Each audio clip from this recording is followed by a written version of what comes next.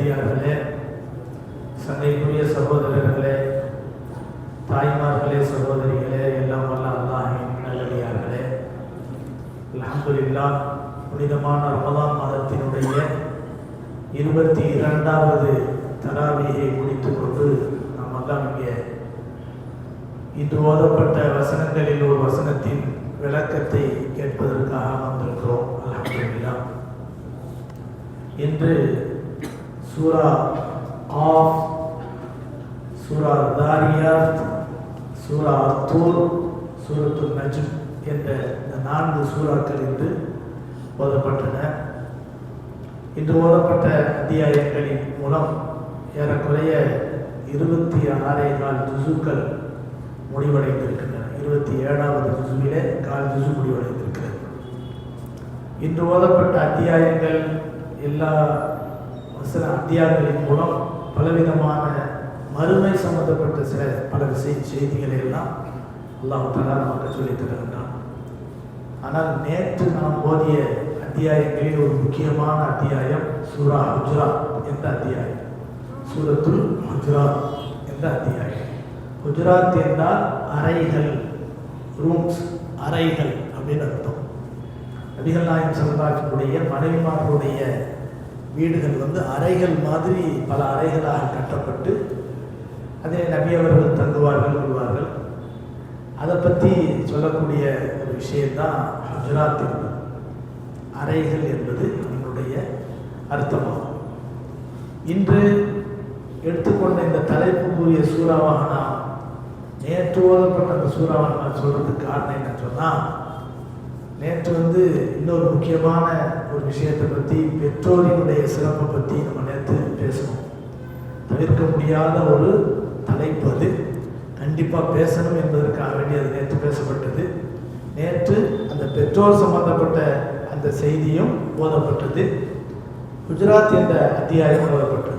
ஒவ்வொரு வருடமும் குஜராத் என்ற அத்தியாயத்தை நாம் ஓதுகின்ற போதெல்லாம் ஒரு வார்த்தையை அவசியம் சொல்லுவோம். என்னன்னு சொன்னால், கண்மணி நாயகம் ரசூலுல்லாஹி ஸல்லல்லாஹு அலைஹி வஸல்லம் மேன்மையையும் சிறப்பையும் உணர வேண்டும் என்றால் நமக்குள் சில தன்மைகளை, நல்ல குணங்களை உருவாக்கி கொள்ள வேண்டும் என்றால் சூரத்துல் ஹுஜராத் ஏறக்குறைய ஒரு 2 பக்கம் தான். அதை வீட்டில் போய் அந்த அர்த்தத்தை எடுத்து கொஞ்சம் படித்து பார்க்கணும். அது ரொம்ப முக்கியமான சூறா. இதில் குடும்பம் சம்பந்தப்பட்ட செய்திகள் என்று தனிப்பட்ட முறையில் இல்லைன்னாலும் குடும்பத்தில் இருக்கக்கூடிய மனிதர்கள் பேண வேண்டிய பல செய்திகளை, பல குணங்களை அல்லாஹ் தஆலா சூரத்துல் ஹுஜராத்தில் சொல்லி காட்டுறான். அதில் நிறைய செய்திகள் இருக்கு. அது ஒன்று ஒன்றா நம்ம சொல்லிக்கிட்டு வரோம் இன்ஷா அல்லாஹ். இப்போ இதில் அல்லாஹ் தஆலா ஆரம்பிக்கக்கூடிய விஷயமே என்னன்னு சொன்னால், முதலாக பிஸ்மில்லாஹிர் ரஹ்மானிர் ரஹீம், யா அய்யுஹல்லதீன ஆமனூ லா துகத்திமு பைன யதையில்லாஹி வ ரசூலிஹி வத்தகுல்லாஹ் இன்னல்லாஹ ஸமீஉன் அலீம். அல்லாஹ் முதல்ல ஆரம்பிக்கக்கூடிய வசனம் அது என்னன்னு சொன்னால், விசுவாசிகளே, இதில் யா அய்யுஹல்லதீன ஆமனூ மட்டும் நிறைய இருக்கு. 2 பக்க சூறா தான், 2.5 பக்க சூறா தான். ஆனால் யா அய்யுஹல்லதீன ஆமனுங்கிற வார்த்தை ஏறக்குறைய 5 வசனங்கள் யா அய்யுஹல்லதீன ஆமனு அல்லாஹ் தஆலா இந்த வசனத்தில் சொல்லி காட்டுறான். இப்போ மூமின்களுக்கு இருக்க வேண்டிய சில பண்புகளை அதில் இங்கே சொல்லி காட்டுறான். முதல் விஷயம் என்னன்னு சொன்னால், அல்லாஹ் ரசூலுடைய சட்டங்களை விட முந்தி கொண்டு நீங்கள் என்ன செய்யாதீங்க, நடக்காதீங்க அப்படிங்கிற விஷயத்தை அல்லாஹ் தஆலா பேசுகிறான். நபிகள் நாயகம் ஸல்லல்லாஹு அலைஹி வஸல்லம் அவர்கள் ஒரு விஷயத்தை சொல்றாங்கன்னு சொன்னால், அதையெல்லாம் மீறி முந்தி கொண்டு எனக்கு எல்லாம் தெரியுங்கிற மாதிரி நடக்காதீங்க. அதே போல அல்லாஹுடைய கட்டளைக்கு மீறி நடக்காதீங்க. இந்த வசனத்தின் மூலமாக அல்லாஹ் சுப்ஹானஹு வ தஆலா கண்மணி நாயகம் ரசூலுல்லாஹி ஸல்லல்லாஹு அலைஹி வஸல்லம் வழிபட்டு நடப்பதை போல அல்லாஹ்வுக்கும் வழிபட்டு நடக்கணும் அப்படிங்கிற விஷயத்துல ஒரு முக்கியமான செய்தியை தஃசீரில் எழுதுறாங்க. என்னன்னு சொன்னா, அல்லாஹ் ரசூலுக்கு முன்பு நீங்கள் முந்தி கொண்டு நடக்காதீர்கள் அப்படின்னா, பள்ளிவாசல்ல நீங்க ரொம்பவும் உங்களுடைய சத்தத்தை உயர்த்தி பேசவோ, அல்லாஹ்வுடைய கண்ணியத்தை இழுக்க ஏற்படுத்தக்கூடிய வகையில் நடந்து கொள்வதோ உங்களுக்கு கூடாது அப்படிங்கிற விஷயமும் இதுல பதியப்பட்டிருக்கிறது. நபிக்கு முன்னால நம்ம சத்தம் போட்டு பேசக்கூடாது, நபிக்கு முன்னால முந்திரி கொட்ட மாதிரி முந்தி பேசக்கூடாது அப்படின்னு சொன்னா அர்த்தம் இருக்கு. அல்லாஹ் நமக்கு முன்னால இருக்கானா? நம்ம அப்படி நம்புறோம். அல்லாஹ் நமக்கு இருக்கிறான், நமக்கு நம்மளை பார்த்துக்கிட்டு இருக்கிறான், அதுல சந்தேகமே கிடையாது. ஆனா அல்லாஹ் சுப்ஹானஹு வ தஆலாவுடைய இல்லங்கள் தான் உலகத்தில் இருக்கக்கூடிய பள்ளிவாசல். பள்ளிவாசல்ல வந்து சப்தமிட்டு இறைச்சல்களை உருவாக்குறது, அதே போல வீண் பேச்சுக்களிலே ஈடுபடுவது, பள்ளிவாசலினுடைய கண்ணியத்தை மீறி நடப்பது என்பது அல்லாஹுக்கு முன்பாக நம்ம கட்டுப்பாட்டை மீறி நடக்கிற மாதிரி. அதனால பள்ளிவாசலினுடைய கண்ணியத்தை மனதிலே கொள்ள வேண்டும் என்பது இந்த வசனங்களின் ஒரு கருத்து என்பதாக முஃபஸ்ஸீர்கள் நமக்கு சொல்லித் தருகிறார். பள்ளிவாசல்ல இன்னைக்கு நேற்றிலிருந்து ஏத்திக்காப் இருக்கக்கூடிய சிறப்பான கண்ணியத்திற்குரிய மக்கள் நம்ம பள்ளிவாசல்ல ஏத்திக்காப் இருக்கிறார். அவர்களுக்கும் சில ஒழுக்கங்கள் வேணும். அதே போல அவர்களை பார்க்கக்கூடிய நமக்கும் சில ஒழுக்கங்கள் வேணும். ஏத்திக்காப்ல இருக்கக்கூடியவர்கள் படுக்கையை விரிச்சிருப்பாங்க, காலை கொஞ்சம் நீட்டி உட்காந்துருப்பாங்க, நம்ம கொஞ்சம் முன்னாலே வந்துடுவோம். என்ன பள்ளிவாசல்ல இப்படிலாம் உட்காந்து அப்படி கேட்கக்கூடாது. அவர்களை கண்டு ஒரு திரையை அமைச்சு தனிமையை உண்டாக்கி அவர்களுக்கு ஒரு கண்ணியத்தை உருவாக்கப்பட்டிருக்குன்னு சொன்னா சுன்னத்தே முஅக்கதா கிஃபாயா, இந்த முஹல்லாவாசிகள் அனைவரும் செய்ய வேண்டிய ஒரு கடமைக்கு இவர்கள் பொறுப்பெடுத்து செஞ்சுக்கிட்டு இருக்கிறாங்க. இவர்கள் யாருமே இங்கே ஏத்திக்காப் இருக்குன்னு வச்சுக்கோங்களேன், இந்த முஹல்லா மக்கள் அனைவரும் குற்றவாளி. அந்த குற்றத்தை சரி செய்யறது வந்து சில பேர் அமர்வதின் மூலம் நம்ம அத்தனை பேருடைய குற்றங்களையும் சரி செஞ்சு நம்ம கடமைகளை என்ன செய்யறாங்க, அவங்க பொறுப்பெடுத்துக்கிறாங்க. அது மட்டும் இல்லை, வீட்டிலேருந்து நம்ம இங்கே வந்து இருக்கிறதுனால வீட்டில் போய் ஒரு சுகமாக நம்ம காலை நீட்டி உட்கார முடியும், நல்ல ஃப்ரீயாக இருக்க முடியும். பள்ளிவாசலில் வந்து அதனால திரை போட்டு என்ன செய்யறாங்க வச்சிருக்கிறாங்க. படுக்கையை மடித்து வைக்கும்போது கொஞ்சம் அப்படி இப்படின்னு இருக்கும். அதெல்லாம் நம்ம குறை சொல்லிக்கிட்டு இருக்கக்கூடாது. கண்ணியமான முறையில் அப்பட்ட சொல்லணும், இந்த படுக்கையை கொஞ்சம் ஒதுக்கி வைக்கல, இதை வந்து நீங்கள் கொஞ்சம் சரி பண்ணுங்களேன் அப்படி சொல்லணுமே தவிர குறை சொல்லி என்ன செய்யக்கூடாது. அவர்களை திட்டுறதோ பேசுறதோ அவர்களுக்கு உரிய கண்ணியங்களை கொடுக்க வேண்டும். அதே மாதிரி பள்ளிவாசல்களுக்குள் நீங்கள் இருப்பதால் தான் ஏத்திக்காப் இருக்கக்கூடியவர் பேணுதலாக இருக்கணுங்கிறதுக்காக தான் ஒவ்வொரு பள்ளிவாசலையும் திரை போட்டு உங்களுக்கு வந்து தனியாக விருந்தாளிகளை வச்சுக்கிறாங்க. நோன்பு திறக்கிற அந்த உணவுகளை கூட மற்ற நேரங்களுடைய உணவுகளை கூட நீங்கள் உள்பள்ளியில் வச்சு சாப்பிடக்கூடாதுங்கிறது பொதுவான சட்டம். உலகத்தினுடைய செய்தி பேச்சுக்களோ உலகத்தினுடைய காரியங்களையோ உள்பள்ளியில் வச்சு செய்யக்கூடாது. ஆனால் ஏத்திக்காப் இருக்கக்கூடியவர்கள் என்ன செய்யலாம், உள்ள வச்சு சாப்பிடலாம், உள்ள தூங்கலாம், உள்ள வந்து என்ன செய்யலாம், அவர்கள் என்ன செய்யலாம், ஃப்ரீயாக புழங்கலாம். அதுக்காக வேண்டிதான் ஒரு தனிமையை உருவாக்கி பிரவேசி அவர்களுக்கு தனிமையை உருவாக்கி நீங்கள் ஃப்ரீயாக இருந்துங்கிறதா ஒவ்வொரு நிர்வாகம் உலகத்தில் எல்லா பக்கமும் இருக்கக்கூடிய ஒரு விஷயம். இதை நீங்கள் கவனத்தில் கொண்டு என்ன செய்யணும்னு சொன்னால், தேவையில்லாத பேச்சுக்களில் ஈடுபடக்கூடாது, தேவையில்லாத காரியங்களில் ஈடுபடக்கூடாது, தேவையில்லாமல் வெளியே போய் நின்று பேசிட்டு கூடாது. இது ரொம்ப முக்கியம். ஏத்திக்காப் இருக்கிறது உங்களை நீங்கள் அல்லாஹ்வுடைய விருந்தாளி, உங்களுடைய கண்ணியத்தை நீங்கள் பாதுகாத்துக்கணும். வெளியில் போய் தேவையில்லாமல் ஃபோனில் மணிக்கணக்கில் பேசுறது, தேவையில்லாமல் அரண்டு அடிச்சுட்டு பேசிட்டு இருக்கிறது, அல்லது தேவையான விஷயத்தையும் வெளிப்புழக்கம் என்பது அறவே நிறுத்தப்பட வேண்டும். ஏத்திக்காப் இருக்கக்கூடியவர்களிடத்தில் பேண வேண்டிய முக்கியமான விஷயம். அது மட்டும் இல்லை, நம்ம சாப்பிடணும். நமக்காக நம்ம ஏத்திக்காப் இருக்கிறோங்கிறதுக்காக நம்ம சாப்பிட்டுருக்கோம். ஒரு 4 நண்பர்களை சேர்த்து வச்சுக்கிறது, நீங்கள் உட்காருங்க, நீங்கள் உட்காருங்க, நீங்கள் உட்காருங்க, உட்கார வச்சு சாப்பிட வைக்கிறது, இது தேவையற்ற விஷயம். இது அடுத்தவருடைய உள்ளங்களில் பள்ளிவாசலுடைய அகமியத்தை போக்கக்கூடிய ஒரு செய்தியாக மாறிப்போம். நோன்பு திறக்கிறதுக்கு ஒரு 8 பேர் இருக்கிறீங்க, 9 பேர் இருக்கிறீங்கன்னா நீங்கள் மட்டும்தான் நோன்பு திறக்கணும். உங்களுக்கு வேண்டியவங்க எல்லாரையும் சேர்த்து வச்சுக்கிட்டு என்ன செய்யக்கூடாது, நோன்பு திறக்கக்கூடாது. உங்களுக்கு ஜாயிஸ், உங்களுக்கு அனுமதிக்கப்பட்டது. ஆனால் வெளியில் உள்ளவர்கள் நேரமே நோன்பு திறக்கணும். மற்ற சாப்பாடும் கொடுத்தாங்க தனக்கு வேண்டியவர்கள் என்பதற்காக வேண்டி ஏத்திக்காப்போடு சேர்த்து அவர்களுக்கு அந்த ஒரு வசதியை செஞ்சு கொடுக்குறதுங்கிறத வந்து நம்ம தவிர்த்து கொள்ளணும். காரணம், உங்கள் கண்ணியமே வேற, அவர்களுடைய நிலைமை வேற.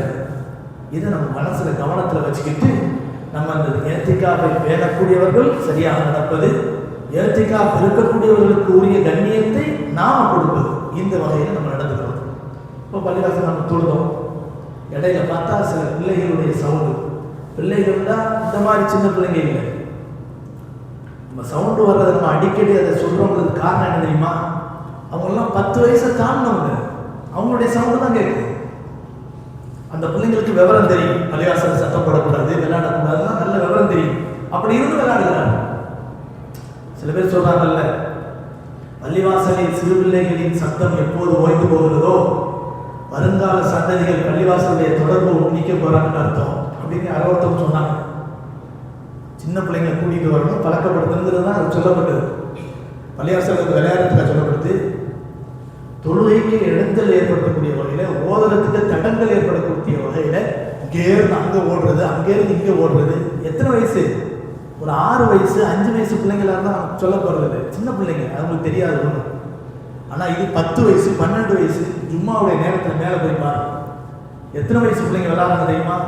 15 வயசு 17 வயசு 9வது படிக்கிற பிள்ளைங்க, 10வது படிக்கிற கேம் விளையாடுறது, அங்கேருந்து இங்கேருந்து ஓடுறது. நல்ல பயானை கேட்டு நம்ம நல்ல கவனமாக தக்குவாவோடு இருக்கணும்னு நினைக்கிறவங்களுக்கு கூட இடைஞ்சலை ஏற்படுத்தக்கூடிய வகையில் செய்யக்கூடியவர்கள் யாரும்? வாலிபர்கள். எவ்வளோ பெரிய அநியாயம் இது! இதை யாருமே கண்டுக்கிறது? பள்ளிவாசல் இது எவ்வளவு முக்கியமானது. கியாமத்தினுடைய அடையாளங்களில் ஒன்று என்னவென்றால் பள்ளிவாசலில் கூச்சல் குழப்பம் ஏற்படும். நபி ஸல்லல்லாஹு அலைஹி வஸல்லம் சொன்னாங்க. இது 2 வருஷத்துக்கு முன்னாலே அந்த பள்ளியில பயங்கரமான சத்தம் ஆயிடுச்சு. அல்லாஹ்வுடைய பெரிய கிருபை, யார் தெரிஞ்ச துவாவோ தெரியல, அது எல்லாமே அப்படியே ஓஞ்சி போச்சு. ஆனால் திருப்பி புதுசாக ஆரம்பிக்கிற மாதிரி தெரியும். யா அய்யுஹல்லதீன ஆமனூ லா துகத்திமூ பைன யதையில்லாஹி வ ரசூலிஹி வத்தகுல்லாஹ். அல்லாஹ் வாஞ்சிக்கிறங்க, அல்லாஹ்வுக்கு முன்பாக இந்த மாதிரிலாம் விதி மீறி நடக்கிறத விட்டும் அல்லாஹ்வை பயந்து கொள்ளுங்கள் அல்லாஹ் சொல்றோம். நமக்கு இந்த சப்ஜெக்ட் வந்ததால தான் இது பேசுறோம். 2வது விஷயம், அல்லாஹ்வுடைய ஒரு உபதேசம். 2வது உபதேசம் தெரியுமா? அல்லாஹ்வுடைய தூதருக்கு முன்பாக உங்களுடைய சப்தத்தை உயர்த்தி பேசாதீர்கள் என்று அல்லாஹ் சுப்ஹானஹு வ தஆலா 2வது ஆயத்தின் மூலமாக சொல்லி காட்டுறோம். இப்போ அல்லாஹ் சுப்ஹானஹு வ தஆலா சொல்லக்கூடிய வார்த்தையினுடைய கருத்து என்னவென்றால், காரணம் என்னவென்று சொன்னால், நபிகள் நாயகம் ஸல்லல்லாஹு அலைஹி வஸல்லம் அவர்களுக்கு முன்னால அபூபக்கர் ரலியல்லாஹு அன்ஹு தமீம் கிளையார்கள் என்ன செய்யறாங்க? வர்றாங்க, நபிட்ட வர்றாங்க. எங்களுடைய கூட்டத்தாருக்கு ஒரு தலைவரை ஏற்படுத்தணும்னு சொன்னோடனே அபூபக்கர் ரலியல்லாஹு சொன்னாங்க, அந்த கூட்டத்திலேருந்து ஒரு ஆள் தலைவரை ஏற்படுத்துங்க அப்படிங்கிறாங்க. உமர் ரலியல்லாஹு சொன்னாங்க, இல்லை தகுதியான வேற இடத்துலேருந்து ஒரு தகுதி ஆளை தலைவராக கூட ஆக்கி அனுப்பலாம் அப்படிங்கிறாங்க. 2 பேருக்கு மத்தியில் வாக்குவாதம் நடக்குது. நபி இப்படி உட்கார்ந்துருக்கிறாங்க. அப்போ இல்லை அந்த குடும்பத்தில் இருந்தாதாங்க நல்லது, அது யாரா இருந்தா என்னங்க, தலைமைத்துவங்கிறது யாரு கொடுத்தா என்ன அப்படின்னு உமர் ரலியல்லாஹு 2 பேர் சத்தம் உயரும். உடனே அல்லாஹ் ஆயத்திறக்கிட்டாங்க. அல்லாஹ் ஆயத்திறக்கினது சும்மா இல்லை, நபிக்கு முன்பாக சத்தத்தை உயர்த்தி பேசாதீங்கன்னு சொல்லும், அப்படி மட்டும் சொல்லல. பேசிக்கிட்ட சஹாபாக்கள் யாரு? மனிதர்களிலேயே நபிமார்களுக்கு அடுத்தபடியாக உயர்ந்த அந்தஸ்துக்குரிய சஹாபாக்கள் அபூபக்கர், உமர், ஷைഖைன்னு சொல்லுவாங்க. அவங்கள பத்தி இஸ்லாம் சொல்வது என்ன? ஷைഖைன். இந்த சமுதாயத்திலே, இந்த உம்மத்திலேயே மிக உயர்ந்த ஒரு கண்ணியத்திற்குரியவர்கள் அப்படிங்கிற விஷயத்தை என்ன செய்யப்படுது? சொல்லப்படுது. கண்ணியமானவர்களே, இப்படிப்பட்ட இந்த நிலைமையில அல்லாஹ் சுப்ஹானஹு வ தஆலா ரசூலுக்கு முன்பாக சத்தத்தை உயர்த்தி பேசினா உங்க நன்மைகள் அழிந்து போய்விடும் அப்படின்னு நல்லா சொல்றான். இது 2வது விஷயம். 3வது விஷயம் என்ன தெரியுமா? அல்லாஹ் சுப்ஹானஹு வ தஆலா சொல்றான், அதாவது இன்னல்லதீன யகுதுன அஸ்வாத்தஹும் இன்த ரசூலில்லாஹ் உலாயிகல்லதீன அம்தஹனல்லாஹு குலூபஹும் லித்தக்வா. அல்லாஹ்வுடைய தூதருக்கு முன்பாக சத்தம் போட்டு பேசுறாங்களே, அவர்கள் வாய் மூடி இருக்கணும். இது அவர்களுக்கு அல்லாஹ் கொடுக்கக்கூடிய சோதனை, தக்குவாவோட இருங்க அப்படின்னு அல்லாஹ் பேசுறாங்க. அடுத்தது பெருமானார் ஸல்லல்லாஹு அலைஹி வஸல்லம் அவர்கள் இன்னல்லதீன யுனாதுனக மின் வராயில் ஹுஜராத் அக்ஸருஹும் லா யாக்கிலூன். அக்ரா இப்னு ஹாபிஸ் தமீமி அப்படின்னு சொல்லக்கூடிய தமீம் கிளையை சார்ந்த அக்ரா இப்னு ஹாபிஸ் ரலியல்லாஹு அன்ஹு அப்படிங்கிற ஒரு சஹாபி இஸ்லாத்துக்கு வர்றதுக்கு முன்னால இஸ்லாத்தின் மீது பற்று கொண்டு தன்னுடைய கூட்டத்தாரில் சில பேரை அழைத்து கொண்டு என்ன செய்கிறாங்க? நபியினுடைய சபைக்கு வர்றாங்க. வந்து இஸ்லாத்தை பற்றி பேசுகிறாங்க. ஓரளவு மனசு மாறிட்டாங்க. முஸ்லீமாகக்கூடிய நிலைமையில் தன்னுடைய கூட்டத்தாருக்கு திரும்பி போகணும், அந்த கூட்டத்தாரெலாம் கூட்டிகிட்டு போகணுங்கிற ஒரு நிலைமை வரும்போது நபி ஸல்லல்லாஹு அலைஹி வஸல்லம் அவர்கள் என்ன செய்யலை? வீட்டிலேருந்து வெளியே வரல. இவங்களுக்கு லேட் ஆகுதுன்னா இன்றைக்கி ட்ரெயின் லேட் ஆகிற மாதிரி, பஸ் லேட் ஆகிற மாதிரி, ஃப்ளைட் லேட் ஆகிற மாதிரி, அந்த லேட்டாக அவங்களுக்கு ஏதோ ஒரு லேட் ஆகுது, அவ்வளோதான். அவங்கவுங்க ஒட்டகம் நிற்கிது, குதிரை நிற்கிது, கொஞ்சம் லேட் பண்ணலாம். நபி அவர்கள் வீட்டை விட்டு வெளியே வரல. இந்த அக்ரா இப்னு ஹாபிஸ் அது வரைக்கும் முஸ்லீம் ஆகலை. உடனே அவர் வெளியே நின்று என்ன செஞ்சார் தெரியுமா? அல்லாஹ்வுடைய தூதர் அவர்களே, முகமது அவர்களே, கொஞ்சம் வெளியே வாங்க, நாங்கள் ஊருக்கு போகணும் அப்படின்னு சொன்னார். சத்தம் போட்டு சொன்னார். அல்லாஹ் ஆயத்திறக்கிட்டான். இன்னல்லதீன யுனாதூனக மின் வராஇல் ஹுஜராத் அக்ஸரும் லா யாக்கிலூன். நபியினுடைய அறைக்கு வெளியே இருந்து நபியினுடைய பேரை சொல்லி கூப்பிடுறாங்களே, அவர்கள் அறியாதவர்கள் அப்படின்னு அல்லாஹ் சொல்றான். இன்னல்லதீன யுனாதூனக மின் வராஇல் ஹுஜராத் அக்ஸருஹும் லா யாக்கிலூன் வலவ் அன்னஹும் ஸபரு ஹத்தா தக்ருஜ இலைஹிம் லகான கைரன் லஹும். நபியே, நீங்க ரூம்ல இருந்து வீட்டில இருந்து வெளியே வர்ற வரைக்கும் அவர்கள் பொறுமையாக இருந்தால் அதுதான் உங்களுக்கு நல்லது. பொறுமையா இருக்கட்டும் அப்படின்னு நல்லா சொல்றான். நபிக்கு உரிய மரியாதையை கொடுத்து ஆகணும் அப்படிங்கிற விஷயத்தை சொல்றான். இதெல்லாம் மார்க்க சம்பந்தப்பட்ட பொதுவான விஷயம். சரியா? அடுத்து வரக்கூடிய விஷயம் தான் நம்ம குடும்ப சம்பந்தப்பட்ட விஷயம். குடும்பமாக இருந்தாலும் சமூகமாக இருந்தாலும் நாம் பேண வேண்டிய சில ஒழுக்கங்கள் இருக்குது. அந்த விஷயத்தை நம்ம குடும்பத்தில் பேணினால் குடும்பம் மகிழ்ச்சியாக இருக்கும். நம்ம சமூகத்தில் நம்ம பின்பற்றினால் சமூகம் மகிழ்ச்சியாக இருக்கும். அதில் ஒரு விஷயம் என்ன தெரியுமா? யா அய்யுஹல்லதீன ஆமனு, 6வது வசனம் அல்லாஹ் சொல்றான். யா அய்யுஹல்லதீன ஆமனு, விசுவாசிகளே, இன் ஜாஅக்கும் ஃபாஸிகும் பினபையின் ஃபதபையனு அன் துஸீபு கௌமன் பிஜஹாலத்தின் ஃபதுஸ்பிஹு அலா மா ஃபஅல்தும் நாதிமீன். யாராவது ஒருவர் பாவம் செய்யக்கூடிய உங்கள்கிட்ட வந்து ஒரு செய்தியை வந்து சொன்னால் ஃபதபையனு, அந்த செய்தியை ஊர்ஜிதப்படுத்துறாதீங்க, உடனே நம்பிராதீங்க, அதை தெளிவுபடுத்திக்கிறங்க. அன் துஸீபு கௌமன் பிஜஹாலத்தின் ஃபதுஸ்பிஹு அலா மா ஃபஅல்தும் நாதிமீன். நீங்கள் அவசரப்பட்டு ஒரு முடிவு எடுத்தீங்கன்னு சொன்னால் நீங்கள் பின்னால் கை சேதப்படுவீங்க. உதாரணமாக நம்ம மகளை பற்றியோ, நம்ம மகனை பற்றியோ, நம்ம ஒய்ஃபை பற்றியோ, நம்முடைய கணவனை பற்றியோ, மனைவிட்ட போய் கணவனை பற்றியோ யாராவது ஒருத்தவங்க சொல்கிறாங்கன்னு வச்சுக்கங்களேன், அதை தெளிவுபடுத்தணும். உண்மையாக நம்ம கண்ணால் பார்க்கணும். உண்மையிலேயே அந்த செய்தி உறுதிப்படுத்தப்படாத வரை அதுக்காக வேண்டி அந்த சந்தேகத்தில் போய் அவங்கள்ட்ட சண்டை போடுறது, குடும்பத்தில் பிரச்சனையை உருவாக்குறது, நீ இந்த மாதிரி ரோட்டில் இருந்து நின்று அவங்கள அப்படி இருந்து அவங்கள இப்படி இருந்து அவங்கள மகள்கிட்ட போய் சொல்கிறது. எப்போ நம்மளுடைய குடும்பங்களில் சந்தேகம்னு வந்துருச்சோ, குடும்பம் என்பது ஒரு குதூகலம் நிறைந்த ஒரு சோபனம், பூங்காவனம். அந்த சந்தேகம் என்பது நெருப்பு கொல்லிகள், நெருப்பு கொல்லிகள். அது கரிச்சு சாம்பலாக்கி நம்மளுடைய பூங்காவனத்தை, சொர்க்கலோகத்தை அப்படியே அது நரகமாக மாற்றிடும். சந்தேகங்கிறது நம்ம குடும்பத்தில் வந்துட்டா நிச்சயமாக நம்ம குடும்பமே ஒன்றும் இல்லாமல் போயிடும். மகிழ்ச்சி என்பது அந்த குடும்பத்திலிருந்து எடுபட்டு போயிடும். எதுவும் அல்லாஹ் சொல்றான். உங்களுக்கு ஒரு செய்தி, தவறான செய்தி கிடைச்சா யார் சொன்னா எவர் சொன்னா அதை பற்றி பிரச்சனை இல்லை, அதை ஊர்ஜிதப்படுத்துங்க. அதை ஊர்ஜிதப்படுத்தாமல் ஒரு காரியத்தை நீங்கள் முடிவெடுத்தீங்கன்னு சொன்னால் நீங்கள் பின்னால் ரொம்ப கை சேதப்படுவீங்க அப்படின்னு அல்லாஹ் சொல்றான். நம்ம குடும்பத்துக்கு தேவையா இல்லை இது? நம்ம குடும்பத்தில் இன்னைக்கு இருக்கக்கூடிய சூழ்நிலையில் எத்தனையோ குடும்பங்களுக்கு இது ரொம்ப முக்கியமான தேவை. இது ஒரு விஷயம். அடுத்தது அல்லாஹ் என்ன சொல்றா தெரியுமா? இன்னமல் முஃமினூன இஹ்வத்துன் ஃபஅஸ்லிஹு பைன அஹவைக்கும் வத்தகுல்லாஹ லஅல்லகும் துர்ஹமூன்.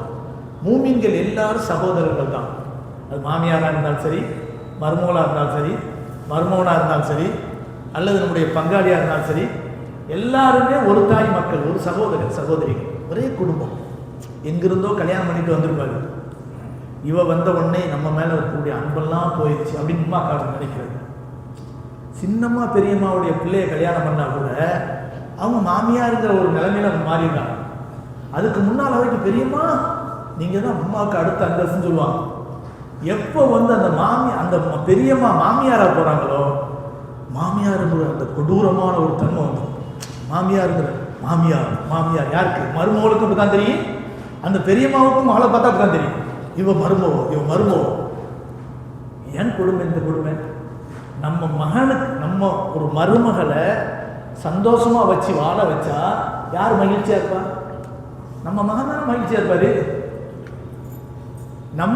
நம்ம மருமகளுக்கு அல்லது நம்மளுடைய மாமியாருக்கு ஒருத்தர் தொல்லை கொடுக்குறாங்கன்னு வச்சுக்கோங்களேன், அதன் மூலமா கவலைப்படுறது யாரு?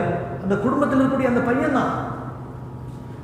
அப்ப குடும்பத்தில் மகிழ்ச்சி என்பது இருக்கணும்னு சொன்னா ஃபஅஸ்லிஹு பைன அஹ்வைக்கும், உங்களுடைய குடும்பத்துக்கு மத்தியில எந்த பிரச்சனையும் இல்லாமல் சமாதானம் பண்ணி வைங்க, சமாதானமா போகணும். இது நம்மளுடைய வாழ்க்கைக்கு தேவையான மிக முக்கியமான 2வது பாடம். 3வதுலேருந்து கொஞ்சம் கவனிக்க. இது வந்து 11வது ஆயத்தில், இது இன்னமல் முஃமினூன இஹ்வத்துன் 10வது ஆயத்து. 11வது ஆயத்தில் மிக முக்கியமான செய்தி எல்லாம் சொல்லுவோம். குடும்பத்துக்கு ரொம்ப அவசியமான செய்தியெல்லாம் எல்லாம் சொல்லுவோம். அது என்ன தெரியுமா? யா அய்யுஹல்லதீன ஆமனூ, விசுவாசிகளே, லா யஸ்கர் கௌமும் மின் கௌமின் அஸா அன் யகூனு கைரன் மின்ஹும் வலா நிசாவும் மின் நிசாயின் அஸா அன் யகூன கைரன் மின்ஹும் வலா தல்மிஸு அன்ஃபுஸக்கும் வலா தனாபஸு பில் அல்காப் பிஸல் இஸ்முல் ஃபுசூக் பஅதல் ஈமான் வமன் லம் யதுப் ஃபஉலாயிக ஹுமுல் ஸாலிமூன். விசுவாசிகளே, உங்களில் சிலர் என்ன செய்யாதீர்கள், எந்த ஒரு கூட்டமும் இன்னொரு கூட்டத்தை பழித்து கூற வேண்டாம், இழிவாக கருத வேண்டாம். ரெண்டு அர்த்தம் வைக்கணும். லா யஸ்கர்னா அவர்களை பழித்து பேச வேண்டாம், இழிவாக கருத வேண்டாம் அப்படின்னு சொல்லிட்டு அல்லாஹ் ஒரு அழகான ரியலான ஒரு செய்தியை சொல்றான், ஒரு உண்மையான ஒரு செய்தியை சொல்றான். அது என்ன தெரியுமா? உதாரணத்துக்கு சில பேரை நம்ம மட்டமாக நடக்கும், அமல்களில் உள்ளத்தால அவர் உயர்ந்தவராக இருப்பார். நமக்கு தெரியுமா?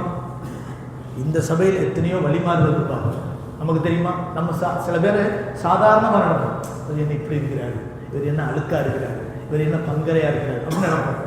அவர் தான் உண்மையிலே பெரிய அவுளியாக இருக்கலாம். அது அல்லாஹ்வுக்கு தான் தெரியும். நாம் மேலோட்டமாக தான் பார்க்குறோம், ஆனால் உள்ளத்தை ஊர்ந்து பார்ப்பது யாரு? அல்லாஹ்.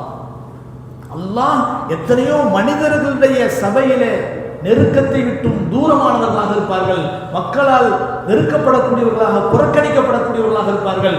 ஆனால் அவர்கள் அல்லாஹ்வுக்கு ரொம்ப நெருக்கமானவர்களாக இருப்பாங்க. அல்லாஹ்வுடைய சபையில் ரொம்ப நெருக்கமானவர்கள், அல்லாஹ்வுக்கு ரொம்ப பொருத்தமானவர்களாக, பிரியமானவர்களாக.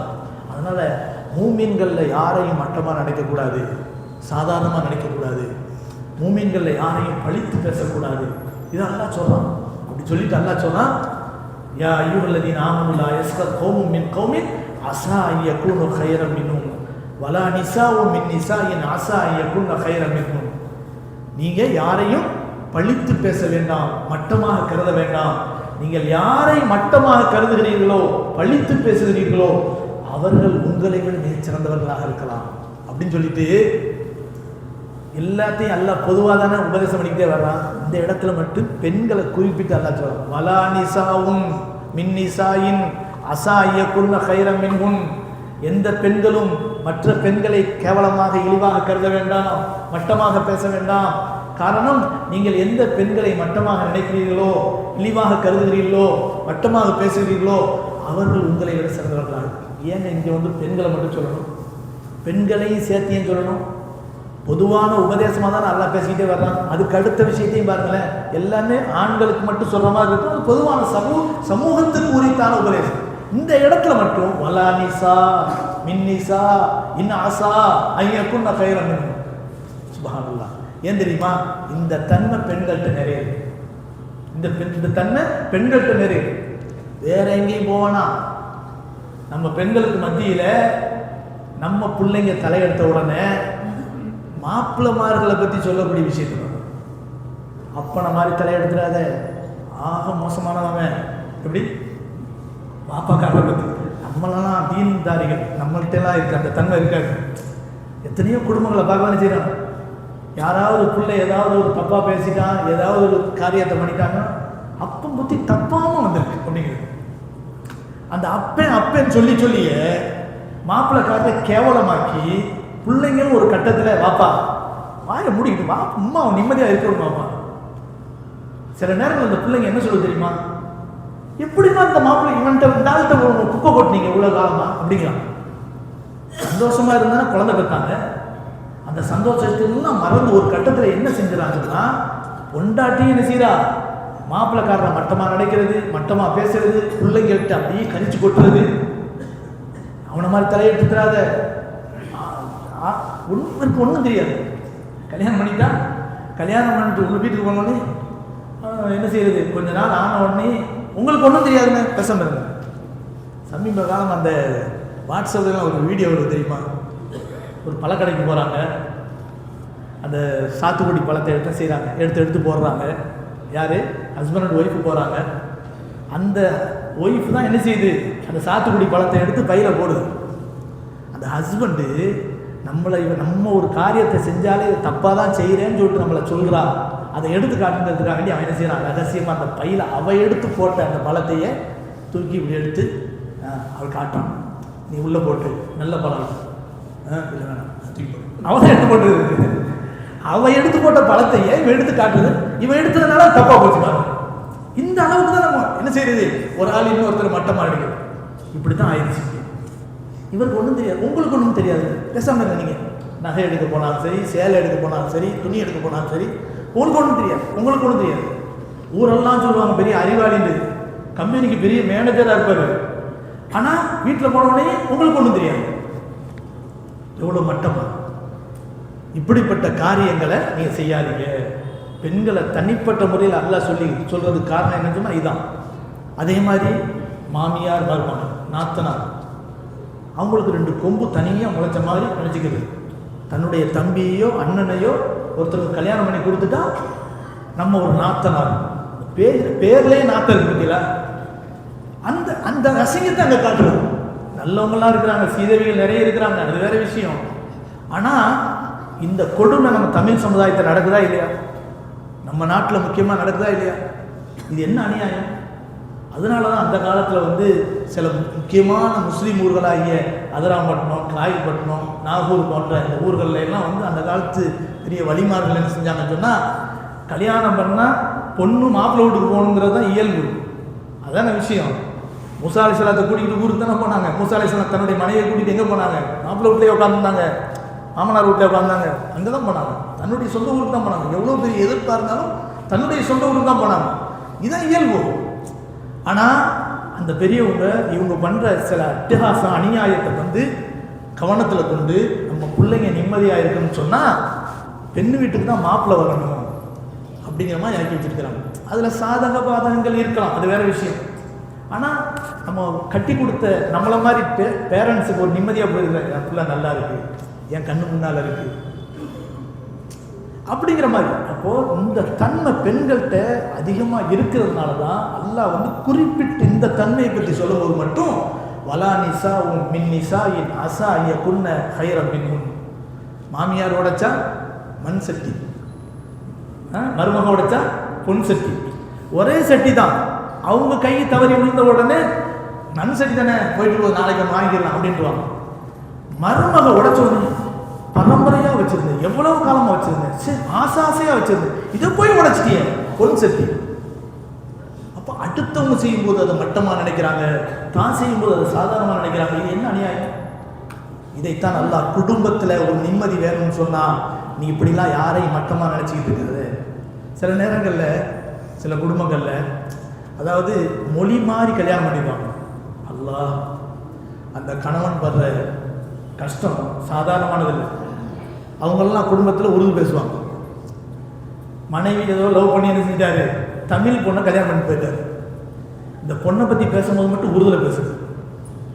அது உண்மையிலேயே உருதுல பேசாட்டியான்னு, அது அவள் அந்த பெண்ணை பற்றி பேசாட்டியான்னு அந்த பெண்ணுடைய மனசு அவங்க தனிமை தெரியல, எனக்கு தெரியக்கூடாதுங்கிறதுக்காக பேசுகிறாங்க. அப்போ என்னமோ என்னை பற்றி தான் பேசுகிறாங்க. பிரச்சனை வரும், பூதாகரமாயிடும், பெரிய பஞ்சாயத்துலாம் இதனால வரும். அதே மாதிரி தமிழ் குடும்பம், உருது குடும்பத்திலேருந்து தமிழ் குடும்பத்துக்கு போனால் அதே மாதிரி பிரச்சனை. இதுக்கெல்லாம் காரணம் என்ன தெரியுமா? விட்டு கொடுத்தல் என்பது கிடையாது. நான் உயர்ந்தவன், நீ தாழ்ந்தவன் இப்படிங்கிற மாதிரியான ஒரு உணர்வும் இஸ்லாத்தில் கிடையவே கிடையாது. சமத்துவம், எல்லாரும் முஸ்லீம் தானே, ஈமான் கொண்டுட்டாலே சமம் அப்படின்னு வரும்போது நீ உயர்ந்தவன் தாழ்ந்தவன்கிற எண்ணம் வர்றதுனால தான் குடும்பத்தில் பெரிய பிரச்சனைகள் வருது. அடுத்ததெல்லாம் என்ன சொல்ல தெரியுமா? வலா தல்மிசு அன்ஃபுஸக்கும், வலா தல்மிசு அன்ஃபுஸக்கும், உங்களுக்கிடையே நீங்கள் என்ன செய்யாதீர்கள், ஒருவருக்கொருவர் ஏசி பேசிக் கொள்ளாதீர்கள், பழித்து பேசாதீர்கள், பழித்து பேசாதீர்கள், குத்தி காட்டி பேசாதீர்கள் அப்படின்னு நல்லா சொல்லுங்க. குடும்பத்துக்கு தேவையா இல்லையா? வலா தனாபசு பில் அல்காப், பட்ட பெயர் சொல்லி அழைக்காதீர்கள். சில வீட்டில் பிடிக்காத ஒரு மருமகளாக இருந்தால் அல்லது நாத்தனாமார்களாக இருந்தால் வந்துட்டா ராட்சசி அப்படிங்கிறது, இப்படி அந்த வந்துட்டா ராட்சசி அப்படிங்கிறது, வந்துட்டா புல்லச்சி அப்படிங்கிறது, வந்துட்டா நெட்டச்சி அப்படிங்கிறது, வந்துட்டா கருப்பி அப்படிங்கிறது. அவங்களுடைய இயல்பான அந்த இயல்பாக அல்லாஹ் கொடுத்துருக்கக்கூடிய தன்மைகளை வச்சு குறை சொல்லுது. நபிகள் நாயகம் ஸல்லல்லாஹு அலைஹி வஸல்லம் மனைவிமார்களில் சஃபியா ரலியல்லாஹு அன்ஹா ரொம்ப குள்ளமாக இருப்பாங்களாம். ஆயிஷா அம்மையார் ஒரு தடவை நபிட்ட ரொம்ப நெருக்கமாக உட்காந்து பேசிக்கிட்டு இருக்கும்போது சஃபியா ரலியல்லாஹு அன்ஹா அப்படி போகிறாங்க. ரசூலுல்லாஹ் சஃபியா எவ்வளோ குள்ளமாக இருக்காங்க பற்றியெல்லாம் அப்படின்னா ஸல்லல்லாஹு அலைஹி வஸல்லம் வந்துச்சு ஆத்தம், ஐஷா லா தகுன் ஃபாஹிஷா, அருவருப்பாக பேசாத, அருவருப்பாக பேசாத. நீ பேசின இந்த மட்டமான அந்த வார்த்தையை கடல்ல கலந்திருந்தாலும் கடல் தண்ணீர் முழுவதும் அசுத்தமாகிவிடும் என்று சொல்றாங்க. சென்னையினுடைய கூவாறு ஃபுல்லா எங்க போய் கலக்குது? கடல்ல தான் கலக்குது. என்னைக்காவது கடல் அசுத்தமாயிருக்கா? கடல் தண்ணீர் எப்பவுமே சுத்தம். எவ்வளவு பெரிய கூவாறுகள் நம்மளுடைய இந்த சென்னை சிட்டியினுடைய எல்லா சாக்கடையுமே ஒன்னா சேர்ந்தா கூட பக்கத்துல அந்த மெரினா பீச்சில் வேற பக்கத்துல தான் சேருது. மெரினா பீச்சில் உள்ள தண்ணி நம்ம உள்ள செய்யலாம், தாராளமா கூடும். காரணம் கடல் தண்ணி, அதாவது எல்லை இல்லாத ஒரு நிலை. அப்ப அந்த தண்ணி அசுத்தமாக அப்படிங்கும் போது நபி எப்படி உதாரணம் காட்டுறாங்க தெரியுமா? ஒரு பெண்ணை, உன்னுடைய சக்களத்தையோ யாரா இருக்கட்டும், ஒரு பெண்ணை அவங்க குள்ளமா இருக்கிறாங்கிறத குறிப்பிட்டு நீ பேசுனீல்ல, அது அவ்வளவு அருவருப்பான வார்த்தை. அந்த அருவருப்பான வார்த்தையை நீ கடல்ல கலந்தாலும் கடல் தண்ணீர் முழுவதும் அசுத்தமாயிடும். அவ்வளவு அருவருப்பான, எவ்வளவு அழகான உவமானம். இந்த மாதிரி நம்ம வாழ்க்கையில எத்தனை நடக்குது நினைச்சு பாருங்க. நம்ம சமூகத்துல ஒற்றுமை என்பது இல்லாம போனது காரணம் என்ன தெரியுமா? 4 பேர் நின்று பேசிக்கிட்டு இருப்போம், நல்ல சந்தோஷமா பேசுவோம், அவரை புகழ்தான் பேசுவோம். சரி எனக்கு டைம் ஆகுது நான் போயிட்டு வரேன் அப்படின்னு 4 பேர்ல 3ஆவது ஒருத்தர் மட்டும் என்ன செய்வாரு? அவர் தனியா போவார்.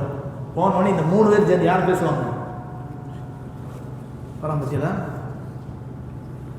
பெரிய ஆள், இன்னைக்கு பெரிய ஆள் ஆகிட்டான், எப்படி வந்துச்சு காசு தெரியாது, நம்முடைய வண்டவாளம்லாம் அப்படிங்கிறது. வண்டவாளத்தை தெரிஞ்சு நீ என்ன பண்ண போற? சொர்க்கமா இருந்தாலும் நரகமா இருந்தாலும் அவன் அனுபவிக்கப்படும். பேசுறாங்க முன்னால பேசு, இல்லைங்கன்னா பின்னால பேசுறது.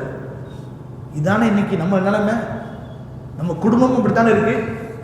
நம்ம குடும்பத்தில் அக்கா தங்கச்சியா இருந்தாலும், அண்ணன் தம்பியா இருந்தாலும், மாமனார் மருமகளா அப்படி இருந்தாலும், எல்லாரிடத்திலும் குடிகொண்டிருக்கக்கூடிய தன்மை தான் உயர்ந்தவன், அடுத்தவன் தாழ்ந்தவன், மட்டமானவன் அப்படின்னு எப்ப பார்த்தாலும் மட்டப்படுத்தி பேச. பட்டப்பெயர் சூட்டி அழைக்காதீர்கள் அல்லாஹ் தஆலா சொல்றான். அது பட்டப்பெயர் சூட்டி அழைப்பது என்ன செய்யறான்? வலா தனாபஸு பில் அல்காப் பிஸல் இஸ்முல் ஃபுசூக் பஅத ஈமான். நீங்கள் ஈமான் கொண்டதற்கு பிறகு ஒரு பாவமான காரியம் இதுன்னு அல்லாஹ் சொல்றான். பட்டப்பெயர் சொல்லி அழைக்கிறது பாவமான காரியம் அப்படின்னு அல்லாஹ் சொல்றான். கண்ணியமானவர்களே, எத்தனை பேருக்கு இந்த தன்மை? ஸல்லல்லாஹு அலைஹி வஸல்லம் அவர்கள் சில பேருக்கு பட்டப்பெயர் சொல்லி அழைத்தாங்க. அந்த பட்டப்பெயர் அவர்களுக்கு பிடித்தமானதாக இருந்துச்சாங்க, தாராளமாக சொல்லலாம். நபி அவர்கள் பட்டப்பெயர் சொன்னாங்க. அபூ ஹுரைரான்னு சொன்னாங்க பட்டப்பெயர். அபூ ஹுரைரா தான் சொந்த பேரையே மறந்துட்டாங்க, நபி எனக்கு சொன்ன பேரு. அதனால அந்த பட்டப்பெயர் அவங்க சந்தோஷத்துக்கு சொல்லலாம். யாரு?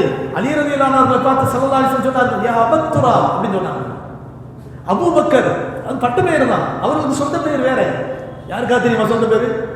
சொன்னாங்க அப்துல் ரஹ்மானா இருக்கலாம், அப்துல் ஷம்சத் இருக்கலாம், அப்படி வேறமா இருக்கலாம், அப்படி இருக்கலாம் சொல்லுவாங்களே தவிர நமக்கு தெரிஞ்ச பேர் என்ன? அபூபக்கர் தான், அபூ ஹுரைரா தான். அப்போ ஒரு பேரை நம்ம பட்ட பெயர் சொல்றோம், அந்த பேர் அவருக்கு பிடிச்சிருக்குன்னு சொன்னா அதை சொல்லணும். ஸல்லல்லாஹு அலைஹி வஸல்லம் அவர்கள் ஸைனப் ரலியல்லாஹு அன்ஹா அவர்களுக்கு அதாவது துல் யதைன்னு சொன்னாங்க, 2 கைகளை உடையவர். கை அதாவது தவீலுல் யதை, 2 கைகள் நீளமானவர். எல்லாரும் போய் என்ன செஞ்சுட்டாங்கன்னு சொன்னா, அதாவது குச்சியை வச்சு அளவு பார்த்துக்கிட்டாங்க. ஏன் ரசூலுல்லாஹ் ஸைனப் ராயத்துக்கு மட்டும் இந்த மாதிரி சொல்றாங்க, நம்ம கை நீட்டமா இருக்காங்க? அப்படி பார்த்தா ஸைனப் ராயினுடைய கையெல்லாம் அவ்வளோ பெரிய நீட்டமாலாம் இல்லையா. அப்புறம் தான் தெரிஞ்சா தர்மத்தில் நிறைய சிறந்தவர்கள், நிறைய தர்மம் செய்தவர்கள். அஸ்மா ரலியல்லாஹு அன்ஹா அவர்களுக்கு தாத்துல் விதாக்கை தரீர், 2 பட்டி உடையவர், 2 பட்டிக்காரி அப்படின்னு நபி ஸல்லல்லாஹு அலைஹி வஸல்லம் பட்ட பெயர் சொன்னாங்க. 2 பட்டினா என்ன தெரியுமா? இதை ஹஜ்ஜாஜ் இப்னு யூசுப் பிற்காலத்தில் அவங்களுடைய மகனை ஷஹீதாக்கும் போது அஸ்மா ரலியல்லாஹு அன்ஹா வீர சிங்கத்தை போல போராடுறாங்க. அப்போ நீ 2 பட்டிக்காரி தானே, நபியே உன்னை பத்தி இப்படித்தானே சொன்னாங்க. அட கிறுக்கனே, 2 பட்டிக்காரி என்னை பத்தி ரசூலுல்லாஹ் புகழ்ந்து சொன்னாங்கடா, பட்ட பெயர் இல்லடா அப்படின்னு சொன்னாங்க. 2 பட்டிக்காரினா என்ன தெரியுமா அர்த்தம் அதுக்கு? குகையில ஸல்லல்லாஹு அலைஹி வஸல்லம் அவர்கள் என்னுடைய தந்தையை ஒளிஞ்சிக்கிட்டு இருக்கும் போது நான் மறைஞ்சு உணவை எடுத்துட்டு போனேன். அந்த நேரத்தில் என்னுடைய பாவாடையை கட்டுறதுக்காக இருக்கக்கூடிய நாடாவை எடுத்து 2ஆ கிழிச்சு ஒரு நாடாவை என்ன செஞ்சேன், அந்த பாதியை என்னுடைய பாவாடையை கட்டிக்கிட்டேன், இன்னொரு பாதியை எடுத்து நான் கொண்டு போற உணவை எடுத்து கட்டி ரகசியமா வச்சுக்கிட்டேன். இதை பார்த்துட்டு நபி ஸல்லல்லாஹு அலைஹி சொன்னாங்க, 2 பட்டிக்காரின்னு சொன்னாங்க, 2 நாடாக்காரின்னு சொன்னாங்க, 2 அதாவது பெல்ட், 2 பெல்ட் உடையவர் அப்படின்னு சொன்னாங்க. வித்தாக்கத்னு சொன்னா பெல்ட்டுக்கு சொல்லுவாங்க, வித்தாக்கத்னு சொன்னா பெல்ட். அப்ப இவங்க பாவாடையை கட்டுறதை இன்னொரு உணவை கட்டுறதுக்காக வேண்டி அதை கிழிச்சு எடுத்தாங்க. நபி அவர்கள் சொன்னது எனக்கு பெருமடா அப்படின்னா. இந்த மாதிரி பட்ட பேர் ஸல்லல்லாஹு அலைஹி வஸல்லம் சொன்னாங்க. அது சிறப்புன்னு சொன்னா தாராளமா என்ன செய்யலாம், அது நம்ம சொல்லலாம், தாராளமா சொல்லலாம். ஒருத்தர் கொடைவல்லங்கமோ, ஒருத்தர் அழகா இருக்கிறாரு, நீங்க ரொம்ப அழகா இருக்கிறீங்க, அழகரே அப்படின்னு கூப்பிடுறோம். அதே போல ஒருத்தர் இப்போ இமாமத் பண்றாரு, இமாம் அப்படின்னு கூப்பிடுறோம். அது ஒரு வகையான பட்ட பேர் தான். அது ஒரு ஆலிம் சொல்றோம், இது ஒரு வகையான பட்ட பேர் தான். இதெல்லாம் யாராவது வெறுப்பாங்களா? இது வெறுக்க மாட்டாங்க. ஆனா ஒருத்தருடைய உடல்ல இருக்கக்கூடிய குறைய சொல்லி பட்ட பேர் வைக்கிறது இருக்கு, அதன் மூலமா அவர் மனசு வருத்தப்படுறாச்சுன்னா ஈமான் கொண்டதற்கு பிறகு இந்த காரியத்தை செய்தது பெரும்பாவும் நல்லா சொல்லும். நீ மட்டும் தௌபா செய்யல, நீ அநியாயக்காரன் நல்லா சொல்லும். வயல் வமல்லம் எத்தும் ஃபௌலாயிக்கும் வாலிம். இந்த காரியத்தை நீ செஞ்சுட்டு அல்லாஹ்ட்ட தௌபா செய்யலன்னா நீ அநியாயக்காரன். சீக்கிரமா சொல்லி முடிச்சிடுறேன். அதுக்கடுத்து 2 தன்மைகள், 2-3 தன்மைகள். ஒன்று என்ன தெரியுமா? அடுத்தது அல்லாஹ் சொல்றான் 12வது ஆயத்துக்கு போகணும். யா அய்யுஹல்லதீன ஆமனு ஜ்தனிபு கஸீரம் மினல் அநியமா அதிகமா சந்தேகப்படாதீங்க ஈமான்தாரிகளே. இன்ன பாதுல் தன்னி இஸ்முன், சில நேரங்கள் நீங்க சந்தேகப்படுறது பாவம். வந்துச்சா? முன்னால சொன்னோம்ல. அடுத்தது வலா தஜஸ்ஸசு, அடுத்தவர்களுடைய தவறுகளை துருவி ஆராயாதீர்கள். ஸல்லல்லாஹு அலைஹி வஸல்லம் வீட்டுக்குள்ள இருக்கிறாங்க, ஒருத்தர் சலாம் சொல்றாரு, நபி ஏண்டு கேட்கல. அந்த மனிதர் என்ன செஞ்சாரு, இந்த சாவி, அந்த காலத்தில் சாவின்னா பெரிய திறப்பாக தானே இருக்கும், பெரிய அந்த ஓட்டையிலேருந்து உள்ளே பார்த்தா நல்லா தெரியும். இப்படி கண்ணை வச்சு உள்ளே பார்த்தாரு. நபி ஸல்லல்லாஹு அலைஹி வஸல்லம் கதவை திறந்தாங்க. நீ மட்டும் எனக்கு எதிரில் இருந்து, எனக்கு எதிரில் கிடச்சிருந்தான்னு வச்சுக்க, என் கையில் இருக்கக்கூடிய அந்த சீப்பால் என்ன செஞ்சுப்பேன், தூக்கி வீசி உன் கண்ணை குருடாக்கி இருக்கு. நீ எப்படி பார்க்கலாம் ஓட்டையில்?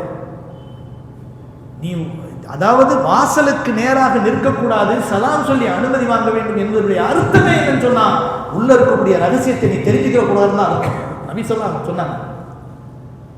இந்த மாதிரி எத்தனை பேருடைய வாழ்க்கையில சந்தேகம், அது என்ன, அந்த துருவி ஆராய்வது என்பது மோசமான விளைவுகளை உருவாக்கியது. வளர்ந்த நாடுகள் சொல்லக்கூடிய சிங்கப்பூர்ல கணவனுடைய நடவடிக்கையை கண்காணிக்கிறதுக்கு சிஐடி வைக்கிறாங்க. மனைவி வைக்கிறது யாரு? மனைவியே. அதுக்காக நீ டிடெக்டிவ் ஏஜென்சி இந்த மாதிரி நிறையலாம் இருக்கான் பாருங்க, அதுக்காண்டியே இருப்பாங்க. அப்படியே போவாங்க. இவர் எங்கே போகிறாரு, பின்னாலே வர மாதிரி தெரியுதுன்னு பார்த்தா அப்படியே நார்மலாக அடிப்பான். ஒரு மாதம் 2 மாதம் வரைக்கும் எடுக்க வேண்டிய வீடியோ எல்லாத்தையும் எடுத்து அவனுக்கு பெற வேண்டிய காசை பெற்றுக்கொண்டு எல்லா ரெக்கார்டையும் கொடுத்துருவான். அவள் கோர்ட்டில் போவான், பாருங்க இந்த பொண்ணோட போகிறான், இந்த பொண்ணோட, இதெல்லாம் என்ன தெரிஞ்சு அவள் வச்சு ஏற்படுத்தின ஆள். ஏன் சந்தேகம் வந்தால் அழகாக நேராக பேசலாம், இந்த மாதிரி இருக்காதீங்க கொள்ளாதீங்கன்னு சொல்லலாம், அந்த வாழ்க்கையை சுமூகமாக்கிக்கலாம், சமாதானப்படுத்திக்கலாம். இப்படி ஒரு விதர்ப்பங்களை உருவாக்குவதனால் எத்தனை குடும்பத்தில் சிங்கிள் பேரண்ட்ஸ் உடைய பிள்ளைகள் நடுத்தருவில் நினைக்கிறாங்க. நினைச்சு பாருங்க, கணவனால் கைவிடப்பட்டது, மனைவியால் கைவிடப்பட்டது, இந்த மாதிரியான சூழல். காரணம் என்ன? வலா தஜஸ்ஸசு, துருவி ஆராயாதீர்கள். வலா யக்தப் பஅதுக்கும் பஅதா, சிலரை பற்றி புறம் பேசாதீர்கள் அப்படின்னு சொல்லிட்டு அல்லாஹ் என்ன சொல்றா தெரியுமா? அயுஹிப்பு அஹதுக்கும் அன் தஅக்குல லஹம அஹீஹி மைத்தன், இறந்து போன உன் சகோதரனுடைய இறைச்சியை நீ சாப்பிட விரும்புவாயா அப்படின்னு அல்லாஹ் கேட்குறான். இறந்து போன மையத்தாக இருக்கக்கூடிய உன்னுடைய சகோதரனுடைய இறைச்சியை கட் பண்ணி நீ சாப்பிடுவியா? பக்கரித்துமு, அல்லாவே பதில் சொல்றான். இல்லை, நீ ஒரு கால் நீ விரும்ப மாட்டேன், அது நீ வெறுப்ப. அதே மாதிரி தான் அடுத்தவனை பற்றி புறம் பேசுறது. அடுத்தவனை பற்றி புறம் பேசுறதுனுடைய அருவருப்பு தன்மை என்ன? உன் சகோதரன் இறந்த நிலையில் இருக்கும்போது அவனுடைய இறைச்சி எடுத்து நீ சாப்பிடுவதற்கு சமம் அப்படின்னு அல்லாஹ் சொல்றான். அதுக்கு அடுத்து கடைசி அல்லாஹ் சொல்றான், உயர்ந்தவன் தாழ்ந்தவன் என்ற மனப்பான்மையோடு வாழாதீர்கள். உயர்ந்த குடும்பம், இவன் தாழ்ந்த குடும்பம், இந்த உயர்ந்த மொழி, இவன் நிறம் வேற அப்படிலாம். யா அய்யுஹன் நாஸ், மனிதர்களே, இன்னா ஹலக்னாக்கும் மின் தக்கரின் வ உன்சா, நீ எவனா இருந்திருப்போ, எவ்வளோ பெரிய கொம்பனா இருந்திருப்போ, ஆனால் உங்கள் அனைவரையும் ஒரு ஆண் ஒரு பெண் என்ற ஆதம் அவ்வாவிலிருந்து தான் படைத்தோம். வஜஅல்னாக்கும் ஷுஊபன் வகபாயில, உங்களை பல குடும்பத்தினராக பல கிளையினராக நாம் ஆக்கியிருக்கிறோம். சில பேர் மரைக்காயராக இருக்கலாம், சில பேர் ராவுத்தராக இருக்கலாம். அவங்களே நினச்சிக்கிறது நம்மெல்லாம் மரைக்காயர், நம்மெல்லாம் உயர்ந்த ஜாதி, நம்மெல்லாம் இப்படி, நம்மெல்லாம் செய்யுது, நம்மெல்லாம் ஷரீஃப், நம்மெல்லாம் ஷேக். குடும்பத்துக்கு பேர் இருக்கலாம். ஏன் தெரியுமா? அது இருக்கு, எல்லாத்தையுமே இருக்கு. இது ஜாதி பேர் இல்லை, இது குடும்ப பேர். ஆனா அந்த குடும்ப பேரை வச்சு நீ பெருமை அடிக்காத.